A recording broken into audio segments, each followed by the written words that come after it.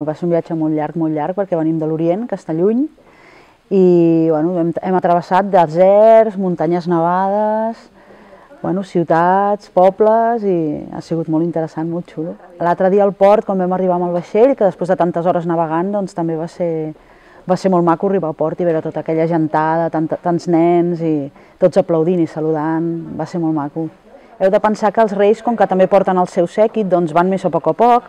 llavors nosaltres ens avancem i així anem fent la feina, perquè clar, penseu tots els nens que hi ha a Mataró, que són molts, hem de recollir moltes cartes, llavors bueno, així nosaltres ja anem avançant feina i així ells quan arribin ja ho tenen tot preparadet, perquè ells arribaran i al mateix dia ja tenen que repartir. Molts nens demanen cosetes de la patrulla canina, dels trolls, de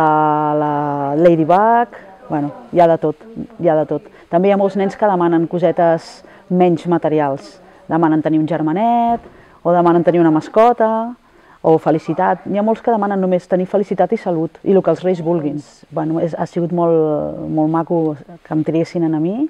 i penso que bueno, és una bona senyal que les dones també puguem ser missatgeres reials, i de fet també els vull dir a les nenes de Mataró que elles poden ser el que vulguin, no? Si volen ser el que vulguin, bomberes, periodistes, fins i tot missatgeres reials. Ara ja els reis, els deia ahir a alguns nens que ahir vam parlar amb ells, i ja estan a punt d'arribar a Mataró, ja quasi veuen Mataró des d'allà on estan, i ja nosaltres ja estem amb les últimes preparatius i preparant les carrosses, i ja ho tenim gairebé a punt.